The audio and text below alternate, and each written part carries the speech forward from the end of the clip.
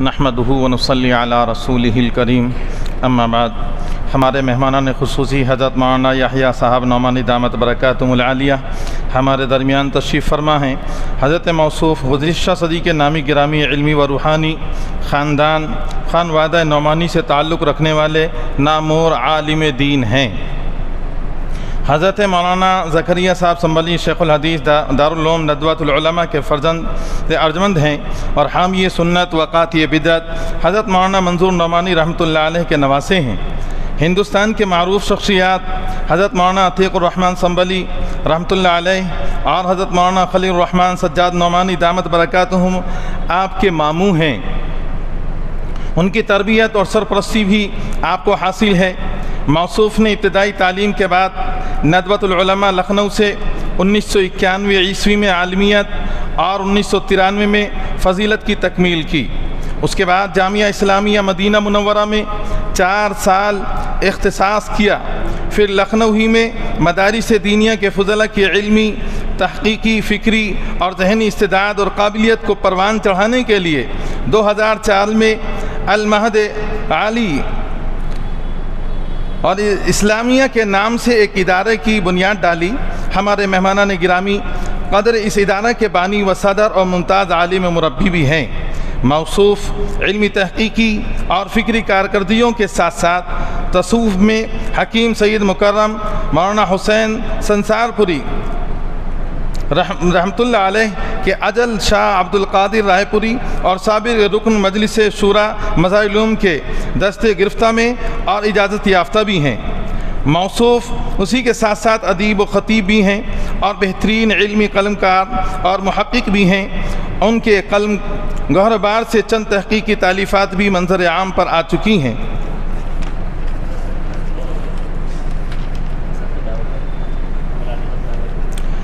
چلیے یہ تو کافی ہے، لیکن وقتی قلت کی وجہ سے میں حضرت کو بلا تمہید کے دعوت دیتا ہوں کہ حضرت گوالا تشریف لائیں اور ہم کو بہت ہی ایسی نصیحت فرمائیں جن سے کہ دل ہمارا جاگ جائے اور ہمارے دل میں ایک روحانیت پیدا ہو جائے ہمارے اندر۔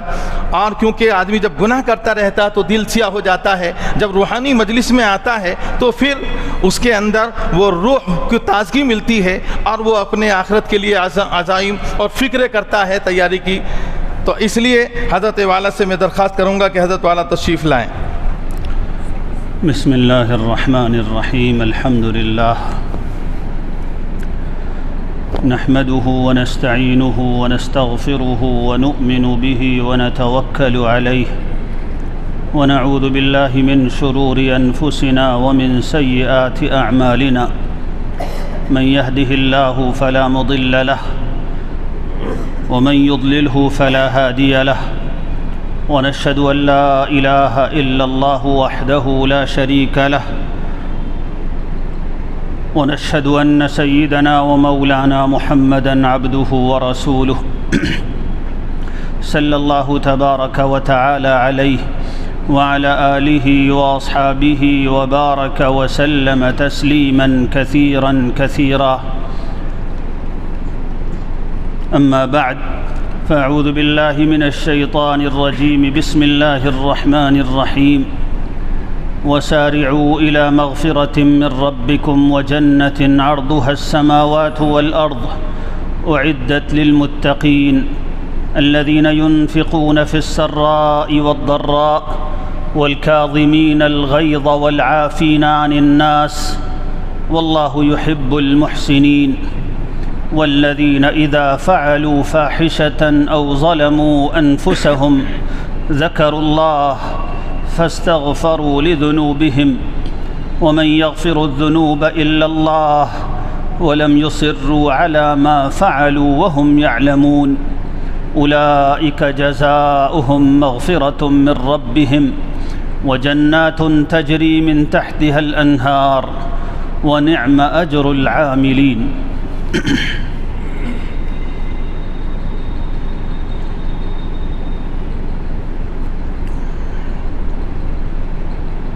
اللہ تعالیٰ سے میں بھی دعا کرتا ہوں اور آپ سب لوگ دعا کیجئے اللہ تعالیٰ اس وقت ایسی بات کہنے کی توفیق عطا فرمائے جس میں میرے لیے بھی دین کا فائدہ اور نفع ہو اور آپ لوگوں کے لیے بھی دین کا فائدہ اور نفع ہو۔ ہم لوگ اللہ کے ایک گھر میں دین کی بات سننے کے لیے اور دین کی بات کہنے کے لیے جمع ہوئے ہیں۔ مجھے یقین ہے کہ آپ میں سے کوئی بھی ایسا شخص نہیں ہے جس کو اس وقت یہاں بیٹھنے سے دنیا کا کوئی فائدہ ہو۔ کوئی بھی ایسا شخص نہیں ہے، سب صرف اور صرف اللہ کے لیے جمع ہوئے ہیں، صرف اور صرف اللہ کو راضی کرنے کے لیے، اس کے دین کی بات سننے کے لیے بیٹھے ہیں، اپنا وقت خرچ کیا ہے۔ اور اللہ سبحانہ و تعالی ایسے لوگوں پر بہت مہربان ہوتے ہیں۔ اللہ کو بہت پیار آتا ہے ان لوگوں پر جو صرف اس کی خاطر اللہ کے کسی گھر میں بیٹھ کر اس کے دین کی بات اس نیت سے سنتے ہیں کہ ہم سب لوگوں کا دین کا فائدہ ہو۔ میرے بھائیوں، ہم سب اس کے محتاج ہیں کہ ہماری دینی حالت کی اصلاح ہو سکتا ہے ہم میں سے بہت سے لوگ کسی بھی بیماری کے شکار نہ ہوں اپنے جسم میں، ان کو کوئی بیماری نہ ہو، کسی ڈاکٹر کی ضرورت نہ ہو، کسی دوا کی ضرورت نہ ہو، وہ بالکل صحت مند ہوں، لیکن ہم سب دین کے بیمار ہیں۔ ہم سب دین کے بیمار ہیں، اور اکثر ہم میں سے اکثر میں ایک نہیں کئی بیماریاں ہیں۔ ہم میں سے کسی کی نماز ویسی نہیں جیسی نماز ہونی چاہیے۔ ہم سب میں کسی کو اللہ سے وہ ڈر نہیں لگتا جیسا ڈر لگنا چاہیے۔ اگر ویسا ڈر لگتا ہوتا جیسا لگنا چاہیے تو گناہ کے تو ہم پاس بھی نہ پھٹکتے۔ گناہ کرنا تو دور کی بات، ہم گناہ کے پاس بھی نہ پھٹکتے اگر ویسا ڈر لگتا ہوتا جیسا لگنا چاہیے۔ بہت کمزوریاں ہیں، لیکن اللہ تعالیٰ کو ایسے ہی کمزور بندوں پر رحم کرنا پسند ہے، ایسے ہی بیماروں کو شفا دینا اللہ کو پسند ہے۔ اللہ تعالیٰ کی مرضی یہ نہیں ہے کہ سب انسان ایسے ہو جائیں کہ ان سے کبھی کوئی گناہ ہی نہ ہو۔ اللہ کی یہ مرضی ہی نہیں ہے۔ اللہ تعالیٰ چاہتا تو سارے انسانوں کو بھی فرشتوں کی طرح بنا دیتا، ان سے کبھی کوئی گناہ ہی نہ ہوتا۔ وہ سوائے اللہ کی اطاعت کے کچھ اور کرتے ہی نہیں۔ اللہ تعالیٰ چاہتا تو بنا سکتا تھا کہ نہیں بنا سکتا تھا، لیکن اللہ سبحانہ و تعالی نے انسانوں کے بارے میں یہی چاہا کہ یہ گناہ بھی کریں، توبہ بھی کریں، یہ غلطی بھی کریں، معافی بھی مانگیں، یہ اسی طرح لڑکتے پڑکتے اٹھتے گرتے میرے پاس آئیں اور پھر میں اپنی غفاریت کی شان سے ان کو معاف کر دوں، اس طرح میری رحمت کی شان ظاہر ہو۔ اللہ تعالیٰ نے یہی چاہا۔ یہاں تک کہ ایک حدیث میں آتا ہے کہ رسول اللہ صلی اللہ علیہ وسلم نے فرمایا، اگر تم سب کے سب فرشتے بن جاؤ، اگر تم سب کے سب ایسے بن جاؤ کہ تم سے کوئی گناہ نہ ہو، تو اللہ تعالیٰ ایسی مخلوق پیدا فرمائیں گے جو گناہ کریں گے، پھر اللہ تعالیٰ انہیں معاف فرمائے گا۔ اس لیے بڑی اللہ کی رحمت کی اور بڑی امید کی بات ہے کہ اللہ تعالیٰ ہم جیسے بیماروں کو بھی شفا عطا فرمانا چاہتا ہے، اور ہم سب لوگ اس وقت اسی لیے اس مجلس میں حاضر ہوئے ہیں۔ میں ایک مسافر آدمی، کہیں سے سفر کرتا ہوا آیا گزرتا ہوا جا رہا ہوں، پتہ نہیں دوبارہ آپ سے ملاقات نصیب ہو نہ ہو۔ اللہ تعالیٰ ہم لوگوں کی اس ملاقات کو قبول فرمائے اور اس کو محض اپنی رضا کے لیے ہونے والی ملاقات بنا دے۔ حدیث میں آتا ہے رسول اللہ صلی اللہ علیہ وسلم نے فرمایا، وجبت محبتی للمتزاورین فی والمتحابین فی، جو لوگ صرف میری خاطر مجھے راضی کرنے کے لیے، میرے دین کے لیے ایک دوسرے سے ملاقات کرتے ہیں اور ایک دوسرے سے محبت کرتے ہیں، میری محبت ان کے لیے لازم ہو جاتی ہے۔ یعنی جو لوگ صرف میری خاطر ملاقات کرتے ہیں، کوئی دنیا کا فائدہ ان کا نہیں، آپ مسجد میں تشریف لائے، مجھ سے آپ کو کوئی فائدہ نہیں، میرا آپ کے ساتھ کوئی کاروباری رشتہ نہیں، میں آپ میں سے ایک دو کو چھوڑ کر کسی کا نام بھی نہیں جانتا، اور آپ کو بھی مجھ سے کوئی نفع نہیں، ہم سب ایک دوسرے سے ملنے کے لیے، بات سننے کے لیے صرف اللہ کے لیے جمع ہوئے ہیں۔ اللہ تعالیٰ فرماتے ہیں ایسے بندوں کے اس عمل پر میں اتنا خوش ہوتا ہوں کہ لازم ہو جاتا ہے کہ ان بندوں سے میں بھی محبت کروں۔ وجبت محبتی للمتحابین فی والمتزاورین فی، میری محبت لازم ہے، اور جس سے اللہ سبحانہ و تعالی محبت فرمائیں اس کو جنت کے علاوہ کہیں بھیجیں گے؟ انشاءاللہ اللہ تعالی ہمارے اس ساتھ بیٹھنے کو قبول فرمائے اور اس کے بدلے میں ہمیں جنت عطا فرمائے۔ میرے بھائیوں، ہم سب اس دنیا میں اللہ سبحانہ و تعالی کے پاس پہنچنے کے لیے آئے ہیں۔ یہ دنیا ہمارے لیے قیام گاہ نہیں ہے، یہ ہمارے سفر کی جگہ ہے۔ جس طرح ہم سب ٹرین میں جاتے ہیں، ریزرویشن کراتے ہیں، گنجائش ہوتی ہے تو اے سی میں ریزرویشن کراتے ہیں، پہلے سے ریزرویشن کرا کے رکھتے ہیں، راستے کے لیے کھانا بھی تیار کرتے ہیں، راستے میں خوبصورت مناظر پر سے ٹرین جب گزرتی ہے، کہیں پہاڑ ہے اس پہ سے آبشار گر رہا ہے، کہیں ہری بھری وادی ہے، کہیں لہلہاتے کھیت ہیں، تو ہم سب ٹرین میں سے جھانک کر دیکھتے ہیں، خوش ہوتے ہیں ان منظروں سے۔ لیکن یہ ٹرین یہ صرف ہمارے سفر کی جگہ ہے، کوئی اس میں قیام کو اپنا مقصد نہیں سمجھتا۔ بالکل اسی طریقے سے یہ دنیا ہمارے سفر کی جگہ ہے، اس میں ہمیں ریزرویشن کرانا ہے، آرام کے بستر بنانے ہیں، آرام کے کھانے کھانے ہیں، اس کی خوبصورتیوں سے لطف اندوز ہونا ہے، اس کے مزے کی چیزوں سے مزہ بھی لینا ہے، اور یہی اللہ نے سکھایا ہے۔ اللہ نے مزے کو حرام نہیں کیا، اللہ نے مزے کی چیزوں کو حرام نہیں کیا۔ قل من حرم زینۃ اللہ التی اخرج لعبادہ والطیبات من الرزق قل ہی للذین آمنوا فی الحیاۃ الدنیا خالصۃ یوم القیامہ۔ ارے کس نے تم کو اس غلط فہمی میں ڈال دیا کہ زندگی کے مزے لینے منع ہیں؟ یہ کس نے تم کو بتا دیا؟ کون ہے جس نے دنیا کی خوبصورت چیزوں کو تم پر حرام کیا ہے؟ کون ہے جس نے مزے کی چیزوں کو تم پر حرام کیا ہے؟ اللہ نے ساری اچھی چیزیں دنیا میں ایمان والوں کے لیے پیدا کی ہیں، اور قیامت میں تو یہ اچھی چیزیں صرف اور صرف ایمان والوں کو ملیں گی۔ اللہ نے منع نہیں فرمایا۔ اللہ کے رسول صلی اللہ علیہ وسلم اور تمام انبیاء علیہم الصلاۃ والسلام میسر ہوتا تھا تو دنیا کی ہر اچھی سے اچھی چیز سے لطف حاصل کرتے تھے۔ حضور اکرم صلی اللہ علیہ وسلم سچے تھے، سچ بات بیان فرماتے تھے، کچھ نہیں چھپاتے تھے، ہر بات بیان کرتے تھے، اور ان کی نبوت کی ایک بڑی دلیل یہ ہے کہ انہوں نے اپنی ذات کے بارے میں وہ کبھی نہیں چھپایا جو عام آدمی چھپانا بھی چاہتا ہے، اس لیے کہ ان کی زندگی کھلی کتاب تھی اور ساری دنیا کے لوگوں کے لیے ہدایت کا نمونہ تھی۔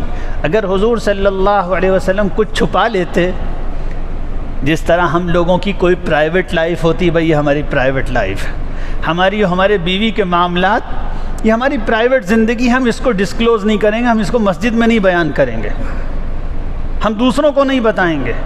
لیکن رسول اللہ صلی اللہ علیہ وسلم چونکہ رسول تھے، سارے انسانوں کے لیے نمونہ تھے، اس لیے حضور صلی اللہ علیہ وسلم کی کوئی پرائیویٹ لائف نہیں تھی، آپ کی کوئی پرائیویٹ زندگی نہیں تھی، سب کچھ کھلا ہوا تھا۔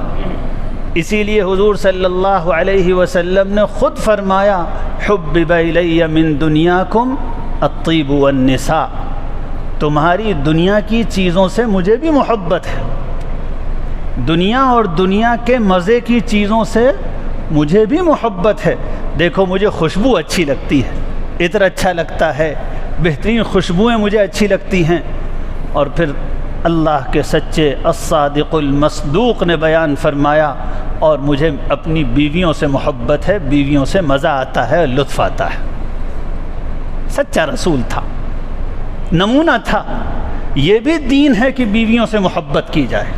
اگر کوئی یہ سمجھتا ہے کہ دین کا تقاضا یہ ہے کہ بیویوں سے محبت نہ کی جائے، تو اس نے محمد الرسول اللہ صلی اللہ علیہ وسلم کے دین کو نہیں سمجھا۔ یہ دین ہے کہ بیویوں سے محبت کی جائے، یہ دین ہے کہ بیویوں سے محبت کا اظہار بھی کیا جائے۔ حضور اکرم صلی اللہ علیہ وسلم فرمایا کرتے تھے مجھے تم سے محبت ہے۔ آج ہم لوگ اگر سن لیں کہ فلاں بزرگ صاحب اپنی بیوی سے کہتے ہیں مجھے تم سے محبت ہے، تو سمجھیں گے وہ ہو یہ کیسے بزرگ ہیں، ان کو بیوی سے محبت ہے، ان کو تو صرف فرشتوں سے محبت ہونی چاہیے۔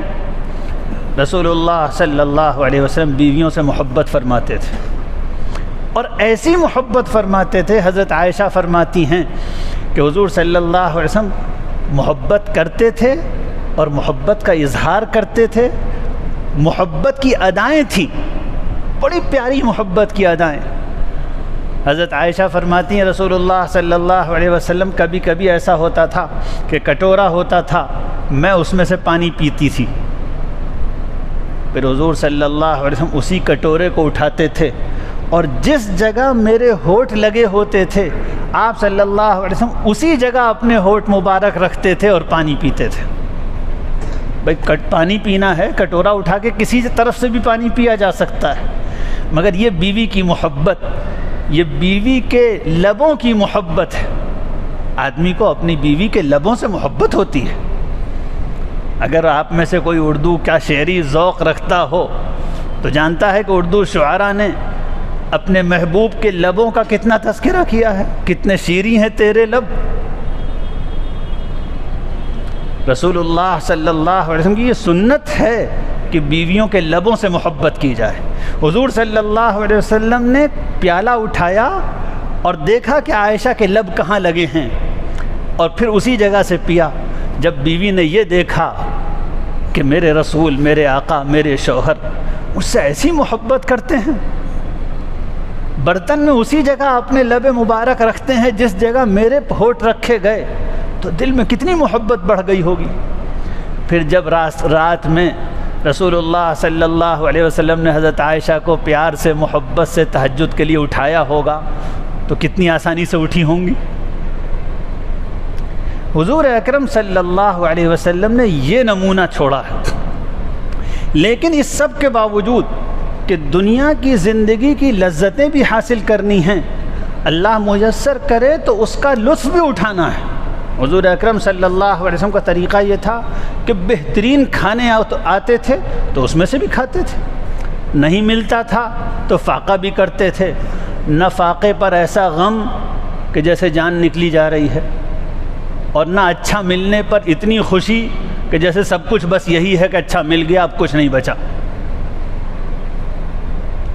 اچھے کپڑے مل جاتے تھے، بہترین شاہانہ لباس بھی حضور صلی اللہ علیہ وسلم نے پہنا ہے۔ شاہانہ لباس، ایک مرتبہ ایک بڑے بادشاہ نے بہت شاندار شاہی لباس حضور صلی اللہ علیہ وسلم کو ہدیہ کیا، حضور صلی اللہ علیہ وسلم نے پہنا، اور جب غربت ہوتی تھی تو معمولی لباس بھی پہن لیا کرتے تھے۔ لیکن اس سب کے باوجود اللہ کے تمام رسولوں نے یہ سکھایا ہے کہ اصل زندگی جس کی خاطر جینا ہے، جو اصل مقصد ہے وہ آخرت کی زندگی ہے۔ اصل مقصد وہی ہے۔ مومن وہ ہے جو اس دنیا میں مکمل آرام سے رہنے کو ملے تو آرام سے رہے، لیکن دل ہمیشہ آخرت کی طرف لگا ہو، دل ہمیشہ آخرت کی طرف لگا ہو۔ اللہ کے رسول صلی اللہ علیہ وسلم نے یہی سکھایا کہ ہر حال میں دل اس سے ڈرتا رہے کہ کہیں ایسا نہ ہو کہ اللہ کے غضب سے سامنا پڑ جائے۔ مومن وہ ہوتا ہے جو ڈرتے ڈرتے زندگی گزارتا ہے۔ ڈر نہ لگے تو اپنے آپ کو ڈرانا چاہیے۔ میں آپ سے عرض کرتا ہوں اس بات کو سمجھنے کی کوشش کیجئے اور اس کو یاد رکھیے. اگر ہم اپنا حال یہ محسوس کرتے ہوں، اور ہم میں سے اکثر کا حال یہی ہے، اگر ہم اپنا حال یہ محسوس کرتے ہوں کہ ڈر نہیں لگتا اللہ کے عذاب سے، دل سخت ہو گئے ہیں، تو ڈرانا چاہیے اپنے آپ کو. کوشش کیجئے اس بات کی کہ ڈر لگے، ڈر لگنا چاہیے. نہیں لگتا تو یہ بات خطرے کی ہے. اگر کسی کو آخرت سے، اللہ کے عذاب سے، اللہ کے سامنے حاضری اور باز پرس سے ڈر نہیں لگتا تو یہ علامت خطرے کی ہے، یہ علامت خطرے کی ہے. وہی لوگ جہنم میں جائیں گے جو اس سے نہ ڈرتے ہوں گے، اور جو ڈرنے والے ہوں گے ان سے اگر گناہ بھی ہو جائیں گے تو ان کا ڈر ان کے گناہ معاف کرا دے گا. میری بات سمجھ رہے ہیں؟ جو ڈرنے والے ہوں گے ان سے اگر گناہ بھی ہو جائیں گے تو ان کا ڈر ان سے گناہ معاف کرا دے گا. سیدنا حضرت عمر فاروق رضی اللہ عنہ کتنے بڑے آدمی تھے، رسول اللہ صلی اللہ علیہ وسلم کے نہایت محبوب ساتھی، بہت عظیم مومن، اس امت کے سب سے بڑے لوگوں میں، اور وہ ان لوگوں میں تھے جنہوں نے بار بار رسول اللہ صلی اللہ علیہ وسلم کی زبان سے اپنے کان سے سنا تھا کہ عمر جنتی ہے. ایک بار نہیں، بار بار سنا تھا حضرت عمر نے کہ رسول اللہ صلی اللہ علیہ وسلم فرماتے تھے کہ عمر جنتی ہے. ایک مرتبہ رسول اللہ صلی اللہ علیہ وسلم کو اللہ تعالیٰ نے جنت کی سیر کرائی. ایک رات میں حضور صلی اللہ علیہ وسلم کو اللہ تعالیٰ نے جنت کی سیر کرائی. آپ جنت میں گئے، جنت دیکھی، جنت کے محلات دیکھے. صبح کو آپ نے حضرت عمر سے فرمایا اللہ تعالیٰ رات مجھے جنت لے گیا تھا. روحانی سیر تھی، یہ معراج کا واقعہ نہیں ہے، یہ مدینے کا ایک اور واقعہ ہے. اللہ تعالیٰ نے رسول اللہ صلی اللہ علیہ وسلم کی روح کو جنت پہنچایا. آپ صلی اللہ علیہ وسلم نے جنت کی سیر کی، جنت دیکھی.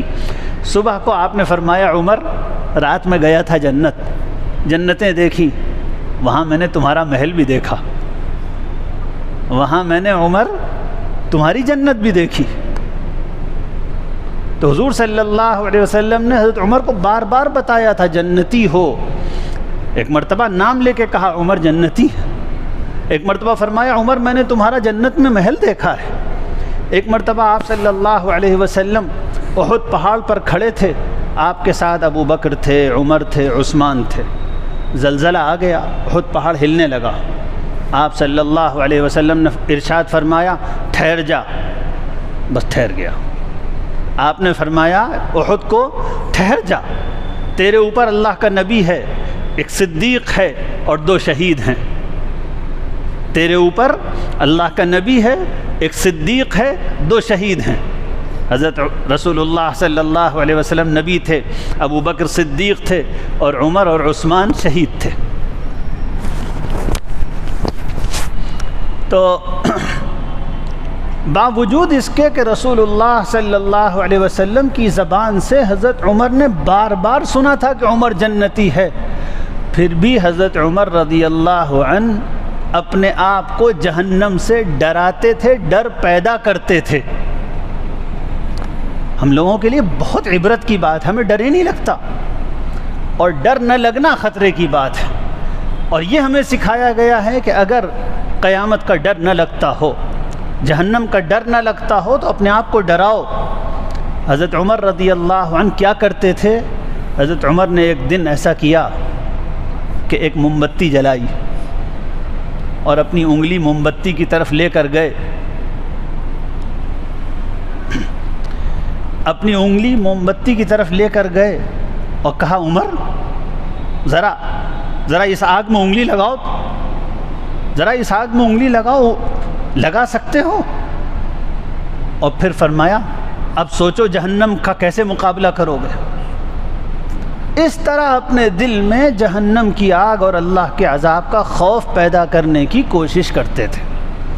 اس لیے میرے بھائیوں، میں اپنے آپ سے بھی کہتا ہوں، آپ لوگوں سے بھی، جس طرح ہم نچنت زندگی گزار رہے ہیں، مزے میں ہیں، ٹھٹھے ہیں، فکر ہی نہیں، کبھی خوف ہی نہیں ہوتا، کبھی ڈر ہی نہیں لگتا، کبھی جسم ہی نہیں کانپتا، کبھی آنکھ سے 2 قطرے ہی نہیں ٹپکتے، یہ صحیح بات نہیں ہے، یہ اچھی علامت نہیں ہے، یہ اچھی علامت نہیں ہے۔ حدیث میں آتا ہے رسول اللہ صلی اللہ علیہ وسلم نے فرمایا، رسول اللہ صلی اللہ علیہ وسلم نے فرمایا، جو اللہ کے سچے رسول تھے، سچ لے کر آئے، اللہ کا پیغام پہنچایا، جو بتایا وہ سب کچھ ہونے والا ہے۔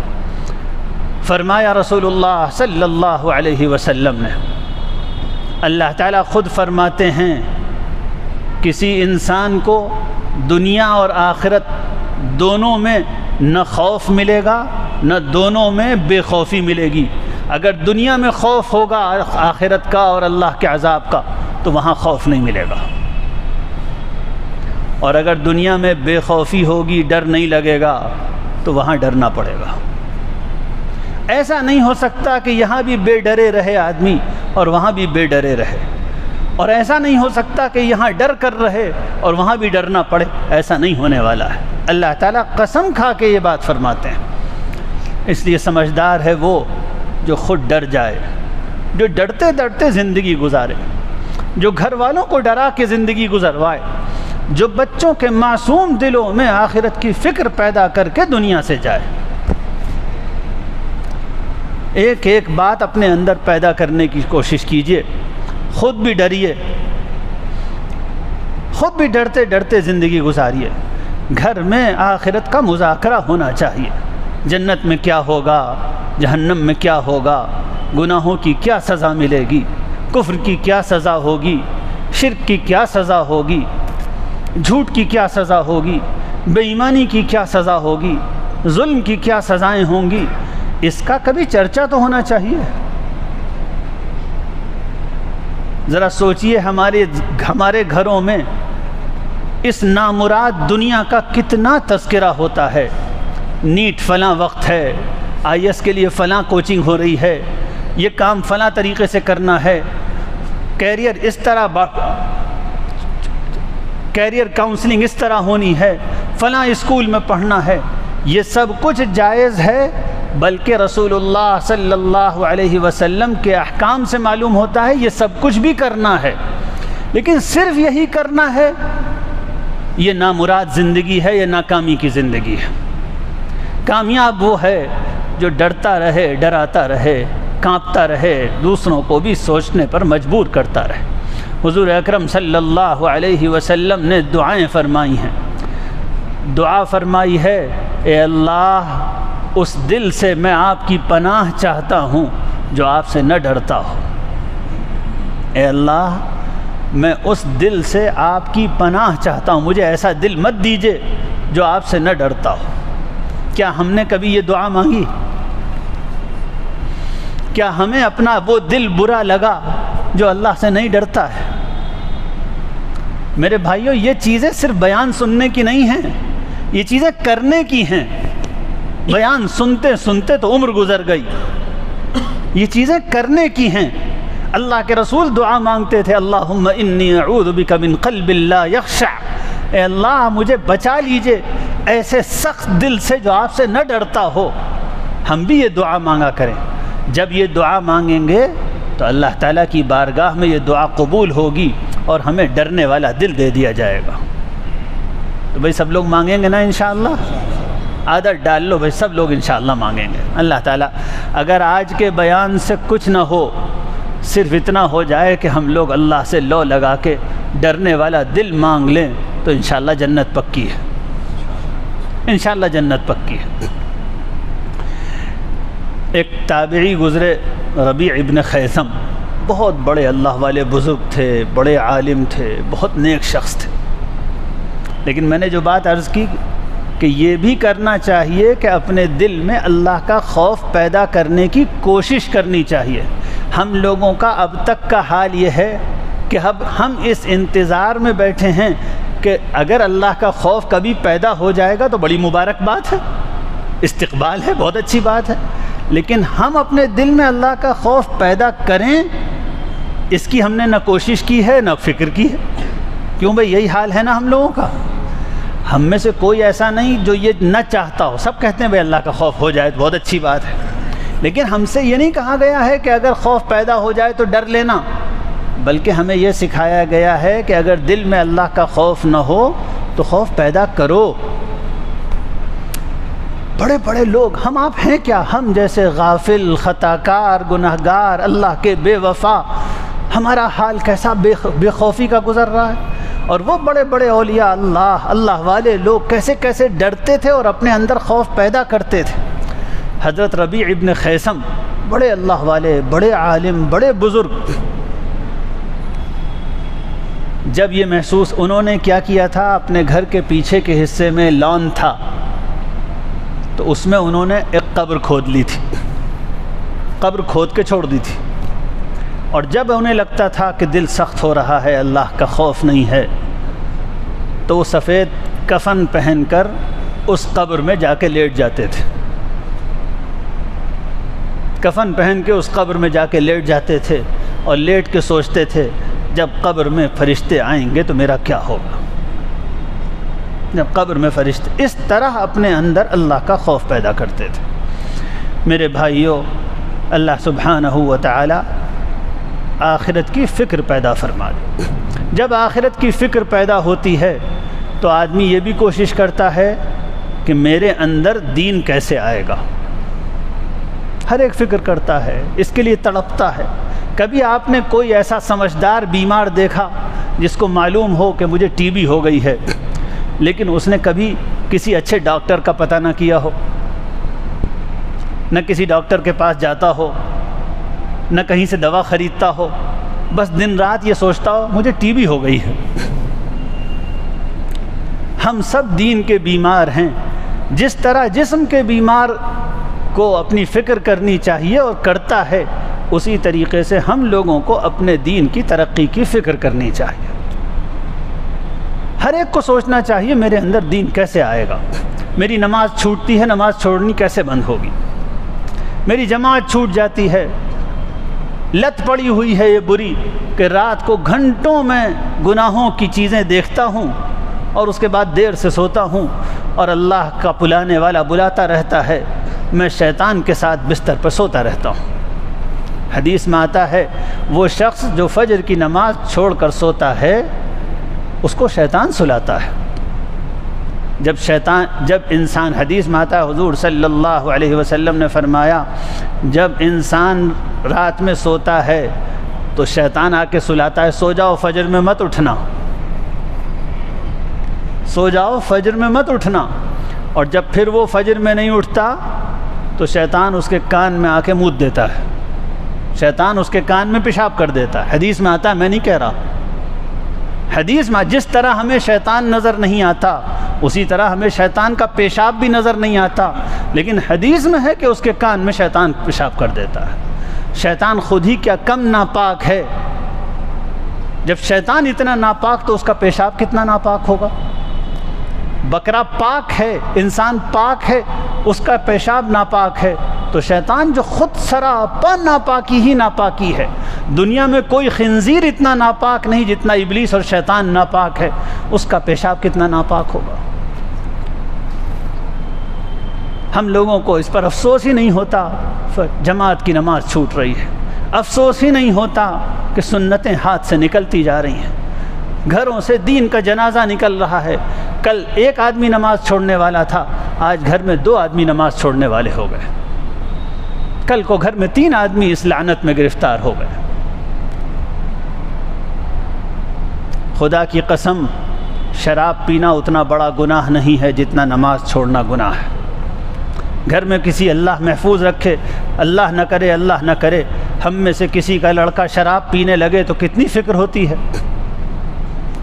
خدا کی قسم شراب پینے سے کہیں بڑا گناہ نماز چھوڑنا ہے. کیوں نہیں فکر ہوتی؟ اس میں بھی ہماری دنیا پرستی کو دخل ہے، اس میں بھی ہماری دنیا پرستی کو دخل ہے. چونکہ شراب پینے سے گھر برباد ہوتا ہے، اس لیے شراب پینے کی بڑی فکر ہے، گھر میں کوئی شراب نہ پینے لگے. اگر دین مقصود ہوتا تو شراب پینے والے سے زیادہ غم جب ہوتا جب گھر میں جوان بیٹا نماز چھوڑ رہا ہوتا. اس لیے کہ نماز چھوڑنا شراب پینے سے کہیں بڑا گناہ ہے، کوئی مقابلہ ہی نہیں دونوں کا، کوئی مقابلہ نہیں۔ ایک اللہ کا بندہ تھا حضور صلی اللہ علیہ وسلم کے زمانے میں، مسخرے قسم کا آدمی تھا، بعض لوگ ہوتے ہیں سنجیدہ نہیں ہوتے، مسخرے قسم کے تھے، یہاں تک کہ لوگوں نے ان کا نام ہی گدھا رکھ دیا تھا، لیکن وہ صحابی تھے، ہمارے تو سر کے تاج تھے، لوگوں نے نام رکھ دیا تھا، ہم کیسے کہہ سکتے ہیں؟ وہ تو ہمارے سر کے تاج تھے، مسخرے قسم کے تھے، شراب کی لت لگی ہوئی تھی، بار بار شراب پی لیتے تھے، پھر چھوڑتے تھے، پھر پی لیتے تھے، پکڑے جاتے تھے، شراب کی سزا دی جاتی تھی، ایک مرتبہ دی گئی، پھر کچھ دنوں بعد ان سے یہ غلطی ہو گئی، پھر پکڑے گئے، پھر پٹائی کی گئی جو اس زمانے میں شراب کی سزا ہوتی تھی۔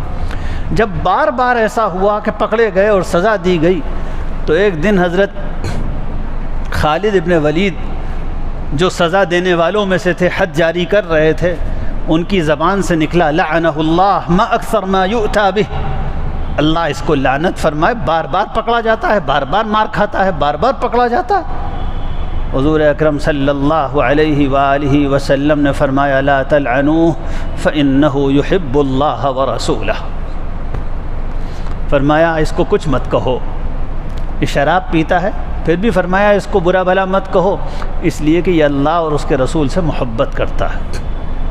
شراب پینے والے کو تو حضور نے ایسا فرمایا، مگر کسی نماز چھوڑنے والے کو نہیں کہا۔ تو میرے بھائیوں، اس کی فکر کرنے کی، جب آخرت کا خوف آتا ہے دل میں، جہنم کا خوف آتا ہے، تو آدمی اپنے دین کی بھی فکر کرتا ہے، اپنی اولاد کی بھی فکر کرتا ہے۔ ہم لوگ اس زمانے میں ایک خطرناک چیلنج کا سامنا کر رہے ہیں۔ پوری دنیا میں اس وقت جیسی گمراہیوں کی آندھیاں چل رہی ہیں، بگاڑ کی، گناہوں کی، گمراہیوں کی، خراب عقیدوں کی، کفر کا جیسا سیلاب ہے، جیسی کفر کی تعلیم ہے، جیسی ساری دنیا کو خدا کو اور اللہ کو اور رسول کو اور جنت کو اور آخرت کو اور جہنم کو بھول جانے کی جیسی دعوت دی جا رہی ہے، کبھی دنیا میں ایسا نہیں ہوا۔ کبھی گناہوں کو پھیلانے کی ایسی کوشش نہیں ہوئی۔ کبھی مجھے بتائیے، شراب کو کبھی فیشن بنایا گیا؟ کبھی زنا کو فیشن بنایا گیا؟ اس زمانے میں زنا کو فیشن بنایا گیا ہے، اور زنا کی تہذیب کو دنیا میں عام کیا گیا ہے۔ آج کا پورا نظام تعلیم، پورا ایجوکیشنل سسٹم، اس کی روح میں زنا داخل ہو گیا ہے۔ کوئی کالج ایسا نہیں جہاں زنا کا ماحول نہ ہو، کوئی یونیورسٹی ایسی نہیں جہاں زنا کو فروغ دینے کا ماحول نہ بنایا گیا ہو۔ پوری دنیا میں مغربی نظام تعلیم کے زیر اثر لڑکوں اور لڑکیوں کے درمیان ناجائز تعلقات کو ایک نیچرل چیز، ایک فطری چیز، بلکہ ایک ایسی چیز جس کو اپریشیٹ کیا جائے اور فروغ دیا جائے، پوری دنیا میں پھیلایا جا رہا ہے۔ کبھی دنیا میں ایسا ہوا؟ دنیا میں پہلے بھی زنا ہوتا تھا، لیکن زنا کرنے والے کبھی سوسائٹی کے لیے رول ماڈل نہیں ہوا کرتے تھے۔ وہ برے لوگ ہوتے تھے، وہ بدنام ہوتے تھے، ان کی گلیوں میں کوئی نہیں جایا کرتا تھا۔ کوئی شریف آدمی، کوئی سماج کا اچھا عزت والا آدمی ادھر سے اگر نکلتے ہوئے بھی گزر جائے، جس گلیوں میں کوٹھے ہوتے تھے، تو لوگ اس کے گھر آتے تھے، اپنے گھر والے کی فکر کرو، وہ بری جگہ نظر آ رہا تھا۔ آج دنیا میں بدی کا ایسا ماحول ہے کہ زنا کی دعوت دینے والے، زنا کو پروموٹ کرنے والے سوسائٹیز کے لیے رول ماڈل ہو گئے۔ وہ جیسے کپڑے پہننے لگیں، نوجوان ویسے کپڑے پہننے لگتے ہیں۔ وہ جیسے اٹھنے بیٹھنے لگیں، نوجوانوں کے لیے وہی عزت کی بات بن جاتی ہے۔ اور اس سب سے بڑی بات، اور اس سب سے کہیں زیادہ خطرناک بات، کہ دنیا میں باقاعدہ کفر کی تعلیم دی جا رہی ہے، شرک کو پروموٹ کیا جا رہا ہے۔ آپ ٹی وی کھولیے، آپ اخبار اٹھائیے، آپ کو مسلسل روزانہ ملے گا، آج فلاں بت کا دن ہے، آج فلاں شرک کا موقع ہے، آج ایسا کیا جائے گا۔ موبائل کھولیے تو اس میں آتا ہے یہ فلاں دیوی ہیں، یہ ایسا کام کر دیتی ہیں، فلاں ایسا کر دیتی ہیں۔ میں یہ عرض کر رہا تھا کہ اس ساری خرابی کے ساتھ ایک بہت بڑا مسئلہ یہ ہے کہ دنیا میں کفر اور شرک پھیلایا جا رہا ہے، اور خاص طور پر چھوٹے چھوٹے بچے وہ ایسے ماحول کے حوالے ہو رہے ہیں جہاں ہر طرف شرک ہے۔ اگر آخرت کی فکر ہوگی تو اپنے بچوں کی آخرت کی بھی فکر ہوگی، ان بچوں کا کیا ہوگا۔ اللہ سبحانہ و تعالی نے آخرت میں نجات صرف اور صرف اپنے پاک رسول صلی اللہ علیہ وسلم اور ان کے دین کے ذریعے رکھی ہے، اس کے علاوہ کسی چیز کے ذریعے نہیں رکھی۔ نبی کا بھی بیٹا ہوگا تو اس کو جنت تو نبی کے دین سے ملے گی، اپنے نسب سے نہیں ملے گی۔ نہ جانے کتنے نبیوں کے بیٹے جہنم میں ڈالے جائیں گے، نہ جانے کتنے نبیوں کے باپ جہنم میں ڈال دیے جائیں گے۔ مجھے اور آپ کو اپنے جگر کے ٹکڑوں، اپنے عزیز بچوں، جان سے زیادہ پیاروں کے لیے کیا جہنم قبول ہے؟ یہ بچے ہماری جان سے زیادہ پیارے ہیں، ان کی انگلی میں چوٹ لگ جاتی ہے تو ماں باپ کے دلوں پہ آرا چل جاتا ہے۔